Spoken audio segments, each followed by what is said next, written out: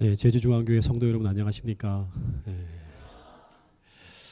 네, 진짜 참 너무너무 감동적인 찬양인 것 같습니다. 잘 준비된 찬양을 통해서 하나님께 영광 돌려주셔서 참 감사하고, 제가 제주중앙교회는 아는 분들이 전혀 없을 거라는 생각을 가지고 왔는데, 존경하는 우리 최성구 목사님 네 분 이곳에서 뵙게 되어서 참 반갑습니다.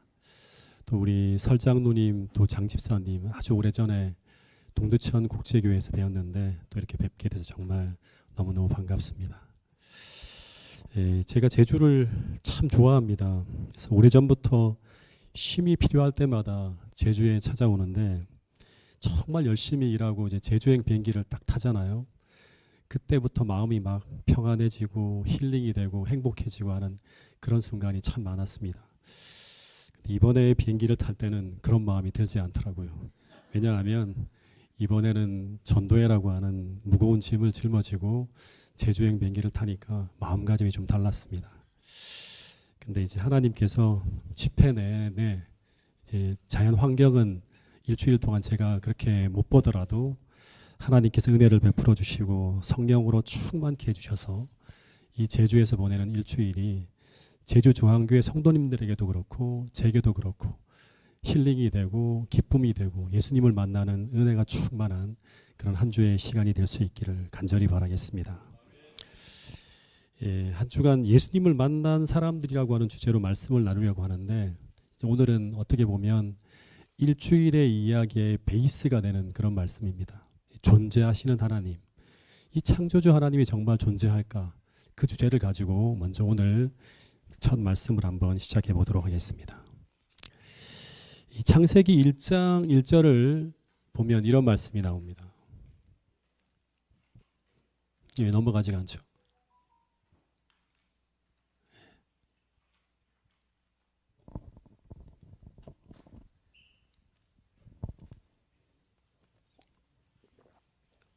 창세기 1장 1절에 보면 이제 태초에 하나님이 천지를 창조하신다고 합니다. 그러니까 본문에 보면 태초에 하나님이 천지를 창조하셨다고 하는데, 이 말씀은 두 가지의 사실을 이야기하고 있습니다. 첫 번째는 뭐냐 그러면 세상이 처음 창조되는 그때 그 태초에 시간이 있었다고 하는 것과, 또 하나는 뭐냐 그러면 그때 그 세상을 창조하신 창조주 하나님이 계셨다고 하는 거예요. 이 말씀은 어떤 의미를 우리에게 던져주고 있는가 하면, 세상에 존재하는 모든 만물들은 다 세상을 만드신 창조주 하나님으로 말미암아 존재하게 되었다고 하는 것입니다. 근데 이 말씀은 또 어떤 메시지를 전해주고 있는가 하면, 이 땅에 존재하는 모든 만물은 그 창조주 하나님의 뜻과 목적 속에 존재하게 되었다고 하는 것입니다. 그래서 그 다음에 이어지는 성경의 모든 말씀들은 그 창조주 하나님의 뜻이 무엇이고 그것이 어떻게 나타나는가가 그 다음에 펼쳐지는 모든 성경 말씀들이라고 보면 됩니다.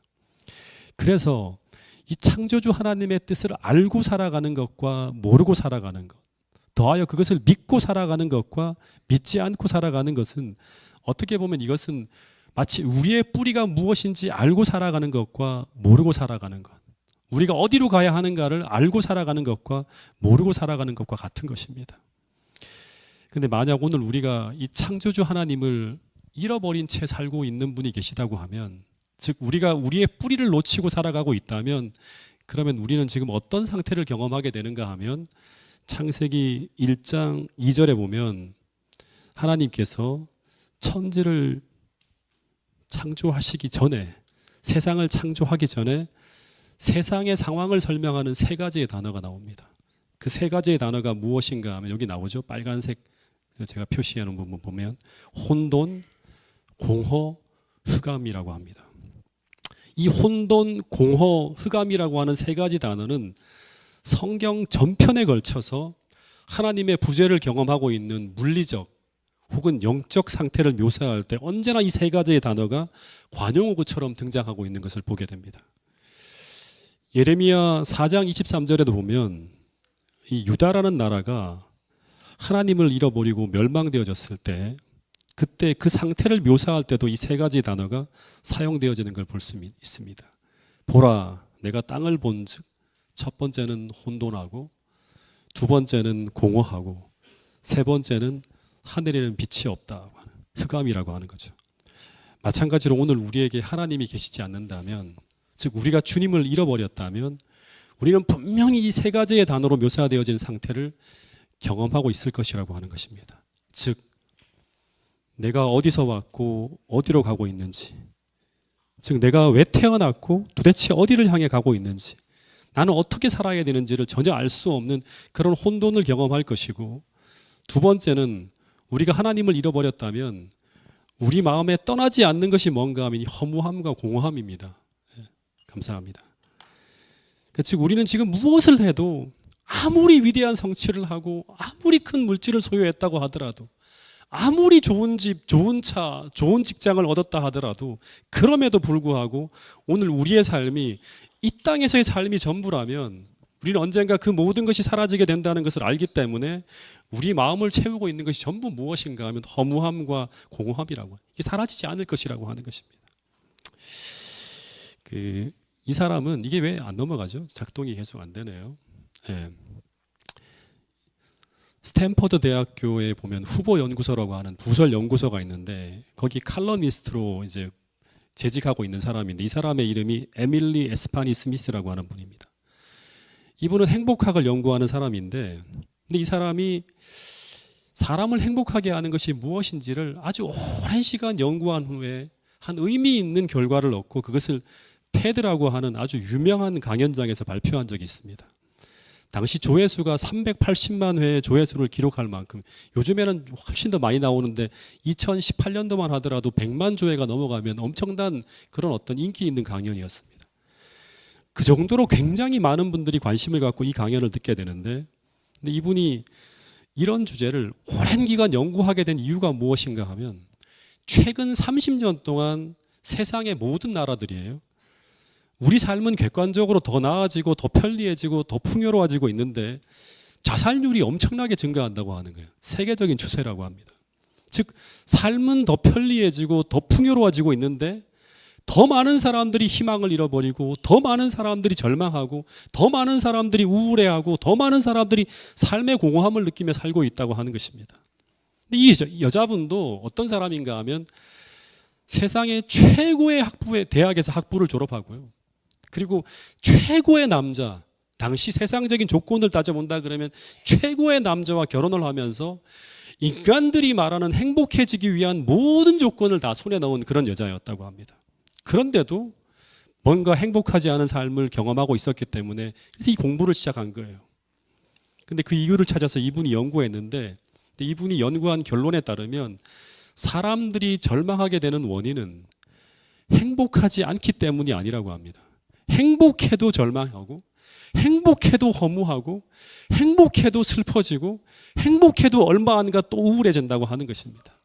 다시 말해 이 말은 우리 삶은 즐겁고 기쁘고 행복한 그것만이 우리 삶을 충만하게 하는 것이 아니라고 하는 것을 알게 되었다고 하는 것입니다.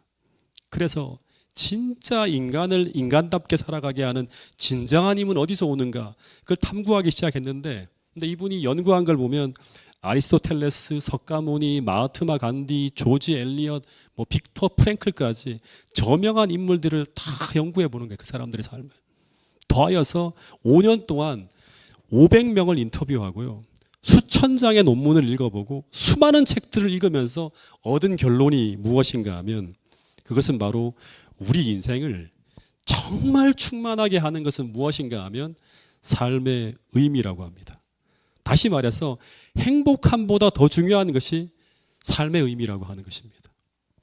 우리가 아무리 좋은 음식을 먹고 아무리 좋은 차를 타고 다니고 아무리 좋은 집에 살고 더 물질적으로 풍요롭게 살고 있다 하더라도 삶의 의미를 발견하지 못한다면 절대 행복할 수가 없다고 하는 것입니다.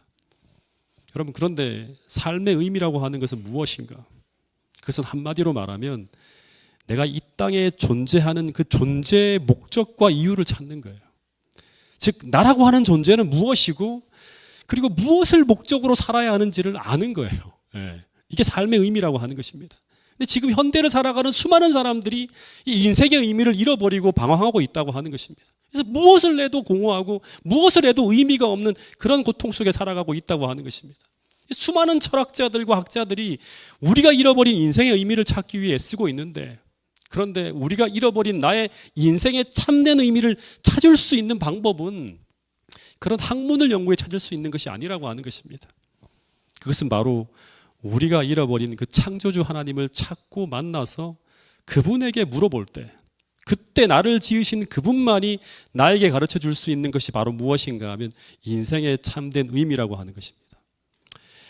여러분, 인류 역사상 가장 현명한 사람이라고 하는 사람이 누구인가 하면 솔로몬인데요. 이 솔로몬이 이 땅에 살아가는 모든 사람들에게 그가 죽기 직전에 전도서를 통해서 이런 말을 하고 있습니다. 전도서 12장 1절 말씀은 같이 한번 읽어보겠습니다. 1절, 2절 말씀입니다. 시작.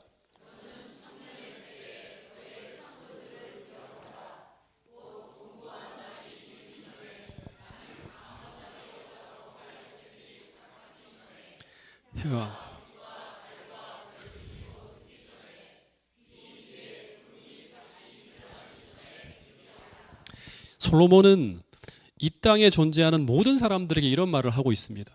나를 이 땅에 나게 하시고 나를 향한 이 창조의 목적을 가지고 계신 그 창조주의 하나님이 계시다고 하는 것, 그것을 기억하라고.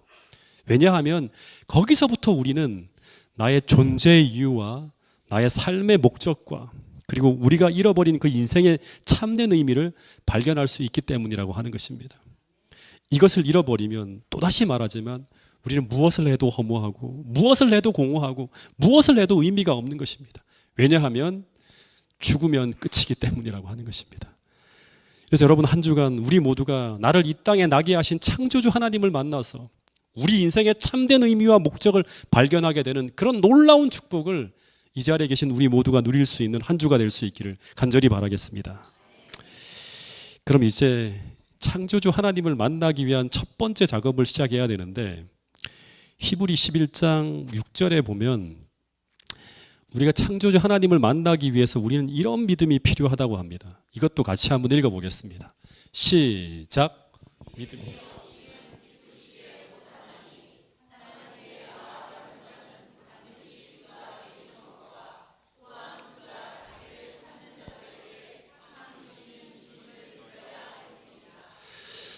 오늘 우리가 하나님 앞으로 나가기 위해, 다시 말해서 그분을 만나기 위해서 우리가 반드시 올라서야 될 신앙의 첫 번째 계단이 뭔가 하면 그분이 계시다고 하는 거예요.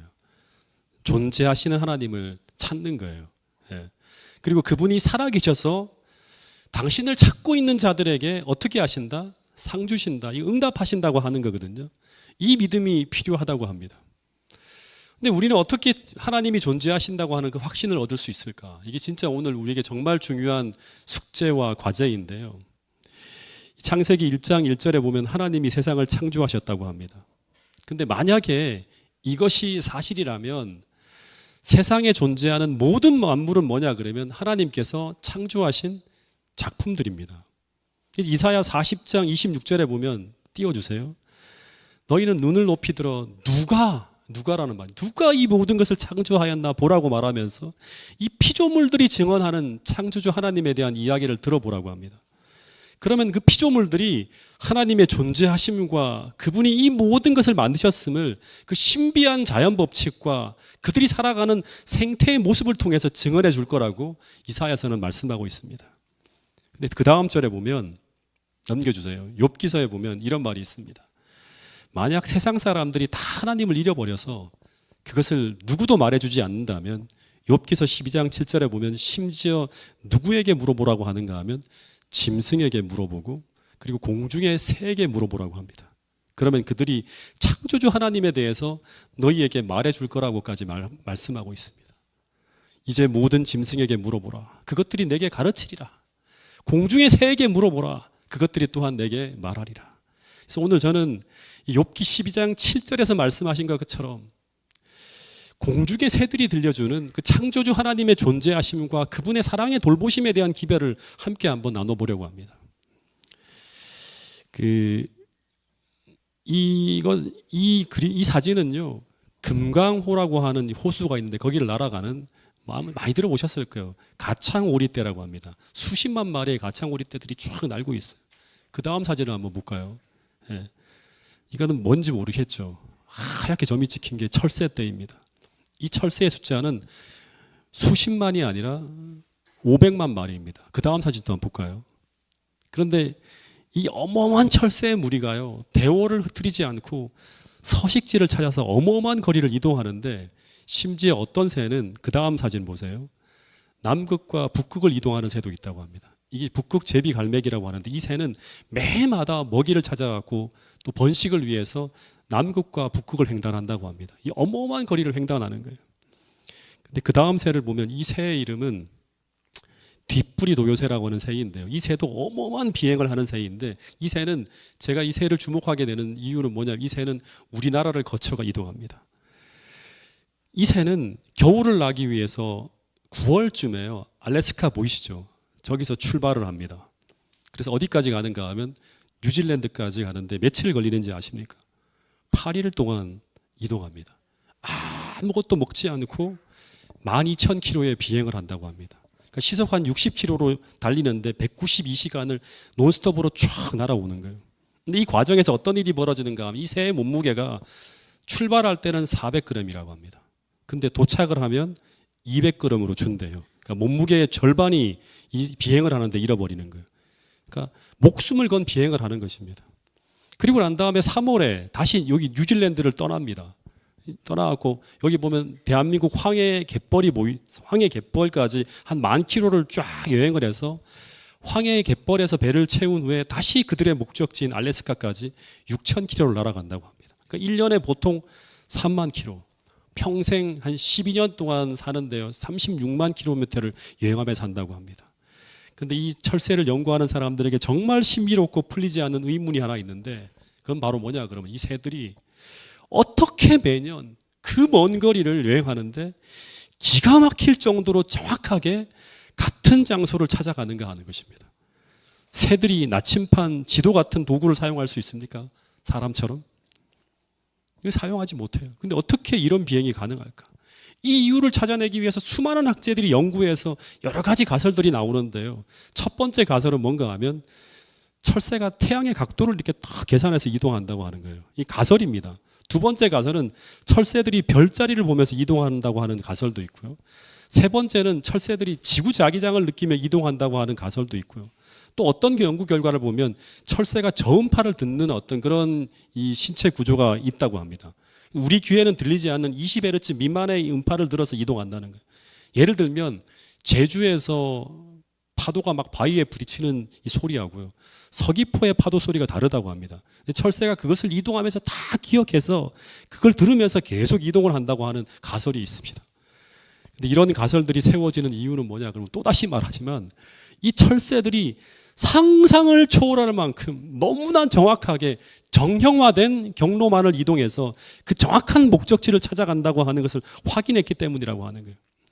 근데 새들의 지능을 분석해 보면 새들이 절대 그렇게 정확한 경로를 기억하고 판단하여 갈 수 있는 지능이 안 된다고 하는 것입니다. 근데 100번을 양보해서 새들이 지형을 전부 정확하게 외우고 판단해서 간다고 하더라도 새들이 처음 서식지를 선택할 때 이게 신비한 거예요. 어떻게 그 수만 킬로 떨어진 지구 반대편에 가면 먹을 것이 있다고 하는 것을 어떻게 처음 알게 되었을까 하는 거예요. 신비롭지 않나요?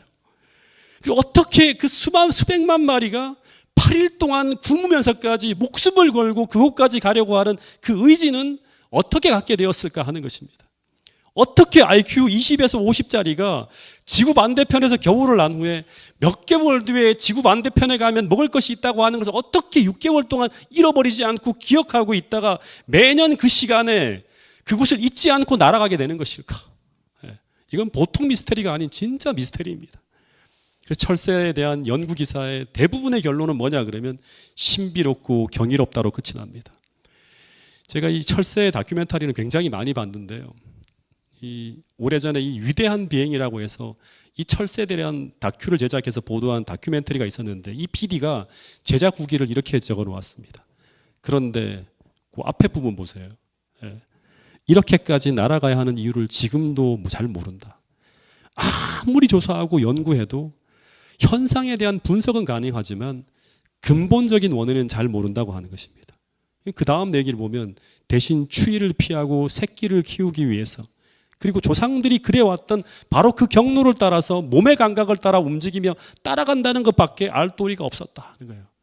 다 인터뷰하고 모든 학자들을 다 만나봐도 그 이상은 모르겠다고 하는 거예요. 그러면서 이 PD가 뭐냐 그러면 이 철새의 생태의 모습은 신비라고까지 말하면서 그냥 기사를 마치고 있습니다. 그런데 이런 신비한 현상에 대한 해답을 과학은 설명하지 못합니다. 그 이유는 무엇인가 하면 눈에 보이는 현상만으로는 아무리 자료를 모아도 답을 찾을 수 없기 때문입니다. 이 현상을 설명하기 위해서는 오직 한 가지 사실을 인정해야 돼요. 그것은 바로 세상을 창조한 창조주 하나님이 이 새들을 창조하셨고, 그리고 그 새들의 생존을 위해서 이 모든 것을 계획하셨고, 그리고 지금도 그들을 돌보고 계신다고 하는 이것을 인정하지 않으면 수많은 것들이 여전히 미스테리와 신비로밖에 남을 수 없다고 하는 것입니다. 여러분, 그래서 욥기서 12장 7절에 이런 말을 하고 있는 것입니다. 이제 그 궁금한 것을 이 모든 짐승에게 물어보고 새들에게 물어보라고 합니다. 그러면 그들이 생존하며 살아가는 그 모든 모습을 통해서 창조주 하나님이 존재하심과, 그리고 그분이 지금도 그들을 돌보고 계신다고 하는 사실을 그 살아가는 생태의 모습을 통해서 내게 말해주고 가르쳐 줄 거라고 말씀하고 있는 것입니다.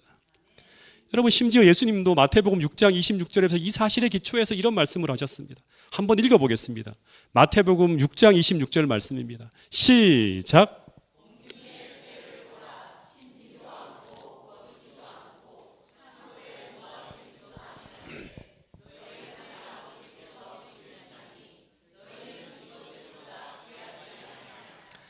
다시 말해 예수님은 이 새들이 겨울이 찾아오면 땅에 먹을 것이 없어지게 되는데, 그때도 이 철새들이 살 수 있는 이유는 무엇인가 하면 그들을 세상에 나게 한 그 창조주 하나님이 그들을 돌보고 계시기 때문이라고 하는 것입니다.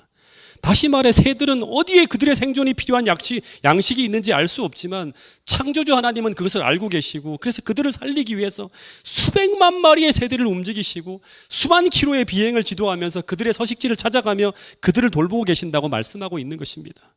그런데 그런 것처럼 이 새들을 돌보시는 그 창조주 하나님께서 그 신비한 보살핌으로 오늘 여러분과 저도 돌보고 계신다고 성경은 말씀하고 있는 것입니다. 그래서 주님은 말씀하시기를 이 보이지 않는 하나님의 실제함과 그리고 사랑의 보살핌을 너희들이 정말로 느끼지 못하겠거든 어떻게 알아? 공중의 새들을 한번 바라보라고. 그러면 그 새들이 생존하며 살아가는 그 모든 모습을 통해서 주님의 실제함과 그리고 사랑의 돌보심에 대해서 내게 말해줄 거라고 주님께서는 말씀하고 있는 것입니다. 근데 그 하나님이 얼마나 섬세한 사랑으로 모든 피조물을 돌보시고 있는가 하면 마태복음 10장 29절 31절에 보면 참새 한 마리의 죽음까지도, 다시 말하면 그분이 창조한 가장 연약한 피조물 한 마리의 죽음까지도 관심을 가지고 돌보시기까지, 그런 섬세한 사랑으로 모든 피조물들을 돌보시는 분이 바로 우리 하나님이라고 하는 것입니다. 그 하나님이 계시다고 하는 사실, 그것이 바로 무엇이다? 오늘 우리에게 복음이 된다고 하는 것입니다. 이곳에 참석한 모든 분들이 이 하나님을 사랑하는 마음이 생길 수 있는 이 특별한 한 주의 축복의 기간이 될 수 있기를 간절히 바라겠습니다. 여기서 한 가지 결론을 좀 지으면, 세상에 존재하는 모든 것들은요, 창조주 하나님의 사랑을 통해서, 조금 더 구체적으로 말하면 그분의 섬세한 사랑의 계획과 목적 속에서 다 존재하게 되었다고 성경은 말씀해 주고 있습니다.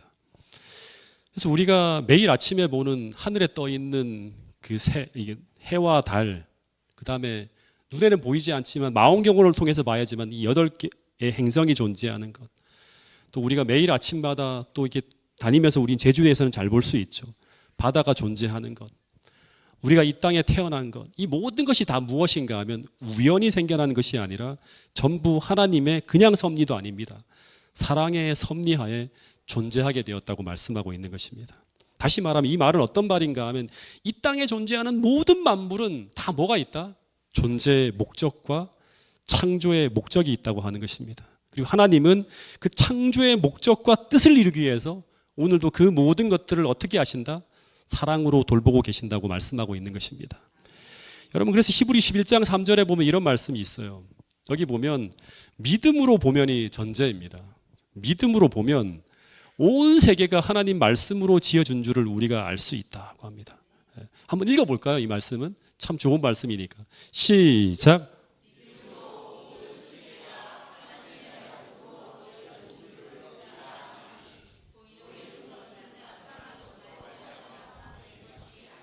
예, 믿음으로 보면 모든 게 다 하나님께서 창조한 그 창조의 섭리 가운데서 창조된 것이라고 하는 걸 알 수 있대요. 히브리 3장 4절에도 보면 집마다 지은 이가 있으니 만물을 지으신 이는 누구다? 하나님이라고 하는 거예요. 즉 하나님은 이 땅에 존재하는 모든 생명체들의 필요와 행복을 세심하게 생각하며 그 모든 것들이 안전하게 존재할 수 있도록, 행복하게 살아갈 수 있도록 다 계획하셨다고 말씀하고 있습니다. 그 중에 한 피조물만 좀 한번 보도록 하겠는데요. 하나님이 만드신 피조물 중에서 우리 눈으로 볼 수 있는 가장 위대한 피조물 중에 하나가 뭐냐 그러면 태양입니다. 태양. 이 태양이 우리 눈에는 매우 친근하고 가깝게 보이는데 이 태양이 지구에서 얼마나 멀리 떨어져 있는 그 위치에 있는가 하면 이 지구에서 태양까지의 거리가 1억 5천만 킬로미터라고 합니다. 이 거리가 잘 감이 오지 않아요. 워낙에 먼 거리라서 그냥 빛의 속도로 달려가도 8분 정도 걸리는 그 엄청나게 멀리 떨어져 있는 그러한 거리라고 합니다. 근데 이 어마어마한 거리를 잘 체감이 안 되기 때문에 만약 자동차로요 시속 100km의 속도로 쉬지 않고요 잠도 안 자고 쫙 달려가면 얼마의 시간쯤 지나면 태양에 도착할 수 있을까요? 네. 얼마쯤 걸릴까요? 자동차로 막 달려가면 쉬지 않고 밥도 안 먹고 잠도 안 자고 쫙 간다 그러면 우리가 살아있을 때 도착할 수 있을까요? 눈에 보일 때는 쫙 가깝게 보이잖아요. 171년이 걸린다고 합니다. 네. 그러니까 태어났다 죽고 또 태어났다 죽고 또 태어났다 죽어야지만 그 정도 해야지만 도착할 수 있는 거리가 바로 이 태양까지 거리라고 합니다. 근데 이 태양이 왜 지구로부터 1억 5천만 킬로미터나 되는 저 먼 거리에 존재하게 되었을까요? 이 거리가 우연히 정해진 거리일까요? 아니면 누군가가 줄자로 쫙 잰 거리, 즉 누군가에 의해서 설계된 거리일까요? 예. 과학자들이 연구하면 연구할수록 이 1억 5천만 킬로미터라고 하는 이 거리는 누군가가 줄자로 쫙 잰 거리, 설계된 거리라고 말합니다. 왜냐하면 이 거리에서 조금만 지구가 더 멀어지거나 조금만 더 가까워지게 되면 이 지구는 너무 뜨거워서 혹은 너무 추워서 생명체가 살 수 없는 환경으로 변한다고 합니다. 그래서 이 지구는 태양과의 거리를 정확하게 1억 5천만 킬로미터를 유지해야지만 인간을 포함한 모든 생명체가 안전하게 살 수 있는 환경이 유지된다고 합니다. 근데 과학자들이 이 지구와 태양 간의 거리의 변동폭이 얼마까지 가능한지를 한번 연구해 보았습니다. 얼만큼 더 멀어지고 얼만큼 더 가까워지면 생명체가 살 수 있을까? 살 수 없는 그 바운더리는 어디일까를 이렇게 연구해 봤다고 합니다. 근데 이 생명체의 생존이 가능한 변동폭이 전체 거리에서 약 7% 정도라고 합니다. 요거를 라이프 존이라고 하거든요. 지구와 태양은 이 7%의 변동폭으로만 돌아야지만 생명이 살 수 있는 환경이 유지되어진다고 하는데, 근데 이 말은 어떤 말씀인가 하면 거의 변동이 생기면 안 된다고 하는 거예요. 즉 지구는 태양과의 거리를 딱 1억 5천만 킬로미터를 유지해서 돌아야지만 생명체가 안전하게 살 수 있는 환경이 유지된다고 하는 것입니다. 근데 여러분, 이 지구가 그냥 가만히 있는 행성입니까? 그렇지 않고 매년 태양 주위를 1년에 한 번씩 돌아야 되는데 이 공전 거리가 9억 3천만 킬로미터라고 합니다. 이 엄청난 거리를 1년에 한 번씩 돌아야 되기 때문에 공전 속도가 시속 10만 8천 킬로미터. 그러니까 지금 이 세상에 존재하는 그 어떤 것보다도 빠른 속도로 도는 거예요. 이 어마어마한 속도로 어마어마한 물체가 태양 주위를 달리고 있다고 하는 것입니다. 공전만 하나요? 자전도 하죠. 4만 킬로미터를 24시간에 돌아야 되니까 시속 1300km로 자전도 합니다. 그런데 그런 엄청난 속도를 내면서 움직이고 있는 이 지구가 7%의 변동폭을 벗어나지 않고 너무나 정밀하게 돌아가고 있다고 하는 것입니다. 그래서 과학자들은 이런 거대한 물체가 이런 엄청난 속도로 달리는데도 불구하고 이런 정밀한 메커니즘이 깨지지 않고 수천 년간 계속 유지된다고 하는 것은, 이것은 무슨 메커니즘이라고 하면 기적의 메커니즘이라고 합니다. 매번 기적이 이 궤도를 유지하기 위해 역사하고 있다고 하는 것입니다. 그래서 어떤 학자들이 이 지구를 뭐에 비유하는가 하면 우주선에 비슷하게 비유하기도 합니다. 왜냐하면 이 지구라는 별이 가만히 있는 것이 아니라 엄청나게 빠른 속도로 움직이는 행성이고, 여기에 또 누가 타고 있어요? 70억이라고 하는 엄청나게 많은 사람들이 여기 타고 있기 때문에 이 지구라고 하는 별을 우주선에 비유하기도 합니다. 근데 이 지구라는 우주선이 이런 환경 속에서 이런 엄청난 속도로 달리면서 이 수많은 생명체들이 이토록 평안하고 안전하게 살아가기 위해서는 이 지구호가 안전하게 운행되기 위해서 몇 가지의 조건이 정확하게 맞아떨어져야 되는가 하면 과학자들이 말하기를 20만 가지의 조건이 정확하게 정밀하게 맞아떨어져야지만 우리가 이렇게 살아가는 부분에서 아무 불편함 없이 안전하게 살 수 있다고 합니다. 다시 말하면 공기의 분포도 막 그렇게 달려도 공기의 분포도가 70대 30 질소, 산소 이게 비율이 깨지면 안 돼요. 태양과의 거리, 달과의 거리, 9개 행성의 위치, 수많은 조건들이 단 한 치의 오차도 없이 들어맞아야지만 생명체가 안전하게 살 수 있는 환경이 유지될 수 있다고 하는 것입니다. 즉, 이 말은 어떤 말인가 하면 20만 가지의 조건 중에 단 하나의 문제가 발생해도 궤도가 위험해지고요. 생명체의 안전이 위험해질 수 있는 그런 우주선을 우리가 지금 타고 있다고 하는 것입니다. 좀 비유로 말씀을 드리면 하나 보여줄래요? 이게 2013년도에 대한민국에서 우주로 쏘아 올린 무인 인공위성인 나로호라고 하는 우주선인데요. 이 우주선이 2002년부터 하늘을 향해 쏘려고 했어요. 2002년부터 시작해서 2013년까지 장작 11년 동안 10차례의 발사 연기, 2번의 실패 끝에 3차 발사에 성공해서 우주로 날아갑니다. 그런데 2009년 8월 25일 날 1차 발사 때 216초 만에 탁 이제 이게 발사 실패합니다. 근데 실패 이유가 뭐냐 그러면 큰 문제가 아니에요. 위성 보호 덮개 이걸 페어링이라고 하는데 이 페어링 하나가 제대로 분리가 되지 않아서 이 위성을 제궤도에 올려놓는데 실패하게 됩니다. 1년 후에 다시금 막 연구하고 준비해서 2010년 6월 10일 날 2차 발사를 했는데 또 실패하게 됩니다. 2차 발사 때는 발사 137초 만에 1단 로켓이 폭발합니다. 실패해요. 근데 그 이유가 뭔가 하면 1단 로켓과 2단 로켓을 연결하는 이 볼트 하나가 파손되어서 공중 폭발을 하게 되었다고 합니다. 수십만 가지의 부품 중에서 단 한 가지의 문제가 나타나도 수많은 제어 장치 중에서 단 하나라도 오작동하면 우주선이 폭발하고 궤도에서 벗어나고 영원히 돌아오지 못할 곳으로 가기도 하는 것이 바로 뭐냐 그러면 이 우주선이 움직이는 메커니즘이에요. 근데 이 우주선 하나를 발사하기 위해서 얼마만한 인력이 투입되는가 하면 우리나라 최고의 과학자들 수백 명이요. 머리를 맞대고 수백 대의 컴퓨터에서 정보를 취합하고 수많은 기술자들이 그 정보를 오더를 받아서 막 부품을 검토하고 또 검토하고 모든 정보를 취합해서 단 하나의 오차도 없다는 것이 확인되어졌을 때만 그때만 로켓을 카운트다운하면서 쏘아 올리는 거예요. 하나라도 문제가 있으면 다 스탑이에요. 스탑. 근데 그렇게 발사한 후에도 비행 궤적, 그 다음에 우주선의 동작 상태를 아주 정밀하게 확인해서 한 치의 오차도 없이 정확한 시간에 때에 맞춰서 작동해야지만 신호를 보내고 해야지만 궤도 진입을 성공적으로 할 수 있게 된다는 것이 가능하다고 하는 것입니다. 여러분 그런데 이 지구호는 띄워주실래요? 넘겨주실래요?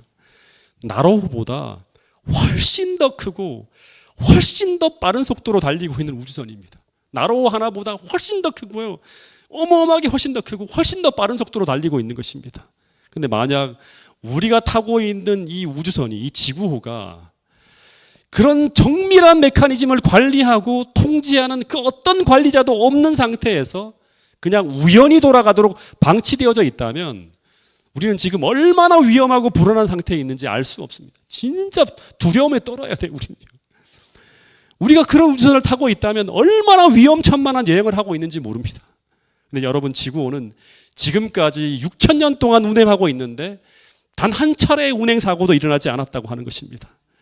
여러분 그런데 그 이유는 우연이 아니라 자연 발생적으로가 아니라 성경은 말하기를 창조주 하나님께서 이 수십만 가지 이상의 모든 부분을 하나님의 무한한 지혜로 완벽하게 통제하시면서 단 한 치의 오차도 없이 이 지구를 돌보고 계셨기 때문이라고 하는 거예요. 지금도 그렇게 돌보고 계신다고 하는 거예요. 하나하나 섬세하게. 그 수백만 마리의 철새들이 매해 기적의 신비한 여행을 하면서도 생존하는 것도 오늘 우리가 이렇게 매일 매순간 이 엄청난 지구의 움직임 속에서도 우리가 아무 염려 없이 평안하게 생존할 수 있는 이유도 그 사랑의 하나님의 기적적인 돌보심이 매 순간 여러분과 저에게 미치고 있기 때문이라고 성경은 말씀하고 있는 것입니다. 여러분, 그 사도 바울은 이 사실을 깨닫고 사도행전 17장 28절에서 이런 말씀을 하고 있어요. 같이 한번 읽어보겠습니다. 시작.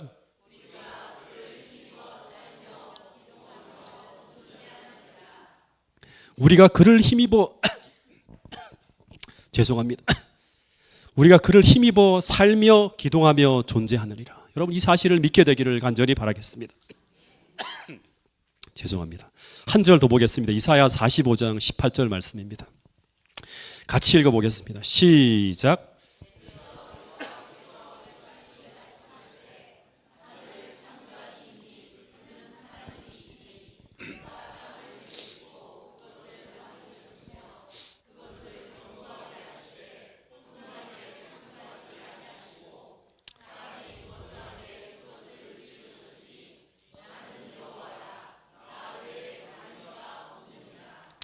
대저 여호와께서 이같이 말씀하시되 하늘을 창조하시니 그는 하나님이시니 그가 땅을 지으시고 그것을 만드셨으며 그것을 견고하게 하시되 혼돈하게 창조하지 아니하셨다고 하는 거예요. 혼돈하게 창조하지 않으셨다는 말은 너무나 질서정연하고 너무나 옵티멀하게 계획하고 디자인해서 창조하셨다고 하는 그런 말씀입니다. 그런데 무엇을 위해 그렇게 하셨는가 하면 그 다음에 나오죠. 사람이 거주할 수 있도록, 다시 말해 사람이 안전하게 살 수 있도록 이 모든 것을 계획하여 지으셨다고 말씀하고 있는 것입니다. 이 결론이 뭐냐 그러면 그것을 할 수 있는 존재는 오직 창조주 하나님이신 여호와밖에 다른 이가 없다고 선포하고 있습니다. 나는 여호와라, 나 외에 다른 이가 없다. 여러분 이 사실을 꼭 믿을 수 있게 되기를 간절히 바라겠습니다. 이 다윗이라고 하는 사람이 그 다음 성경절을 보면 매일 천년계 속에서 이 모든 사실을 깨닫고 느끼면서 시편 14편 1절에 이런 말을 합니다. 오직 어리석은 자만이 하나님이 없다고 말할 수 있다고. 다시 말해서 이런 사실을 보면서 어떻게 하나님이 없다고 말할 수 있겠는가라고 고백하고 있는 것입니다. 어떻게 이것을 우연으로 돌릴 수 있다는 말인가, 이런 말을 하고 있는 것입니다. 여러분 오늘 이 시간 그분이 만드신 이 만물이 증언하는 그분의 그 지혜와 능력을 우리 모두가 인정할 수 있게 되기를 간절히 바라겠습니다. 그리고 감사하며 찬양할 수 있게 되기를 간절히 바라겠습니다. 여러분 창조주 하나님은 분명히 존재합니다. 그 창조주 하나님은 당신이 만든 모든 피조물을 너무나 사랑하는 사랑의 하나님이라고 합니다. 그 하나님은 사랑으로 오늘 여러분과 저를 돌보고 계신다고 말씀하고 있습니다. 여러분 마지막으로 알렉산더 로이드라는 사람이 쓴 힐링 코드에 보면 이런 글이 나옵니다. 제가 좀 읽어드리겠습니다. 기적은 자연의 반에서 일어나는 것이 아니라 우리가 아는 자연의 반에 일어난다. 이 말을 풀어보면 우리가 자연에 대해 잘못 알고 있다고 하는 것입니다. 말하자면 자연은 늘 우리에게 기적을 보여주지만 우리의 마음과 믿음은 그것을 보지 못하든지 아니면 애써 외면하고 있다고 하는 것입니다. 새벽 호수의 안개와 숲 사이로 불어오는 한 줄기 바람, 겨울이면 갯벌에서 울려 퍼지는 철새의 노랫소리, 갈라진 논과 풀잎에 내리는 빗방울, 이 모든 것이 온전하게 실제하는 기적이다. 그리고 이 모든 것이 기적임을 아는 순간 우리는 그분을 사랑할 수밖에 없을 것이다. 우리는 그것이 늘 우리와 함께하지만 기적임을 모른다. 여러분 우리는 매일 하나님의 기적의 돌보심 속에 살아가고 있는 존재입니다. 먼저 이 시간 우리 모두가 그 사랑의 하나님이 계시다는 사실을 믿으시고 그 하나님께 꼭 감사하게 되기를 간절히 바라겠습니다. 말씀을 마치면서 오늘 나를 이곳까지 인도하신 하나님을 잠시 좀 생각했으면 좋겠습니다. 여러분 하나님이 계시다면, 그 하나님이 존재하신다면 여러분을 이곳까지 인도하신 것도 우연이 아닌 무엇이다? 하나님의 섭리라고 하는 것입니다. 여러분 그 사랑의 하나님께서 오늘 이 시간 한 주간 여러분을 부르고 있습니다. 여러분을 부르시는 그 하나님의 사랑의 초청에 꼭 마음을 열 수 있게 되기를 간절히 바라겠습니다. 그 좋은 하나님을 여러분의 개인의 구주로 꼭 영접하게 되기를 간절히 바라겠습니다. 그리고 결론적으로 내가 이 땅에 그 하나님을 만나고 영접함으로 말미암아 내가 이 땅에 존재하는 그 이유와 목적을 발견하게 됨으로 말미암아 내 인생의 참다운 의미와 행복을 꼭 찾게 되는 여러분과 저가 될 수 있기를 간절히 바라면서 오늘 첫째 날 말씀을 줄이도록 하겠습니다.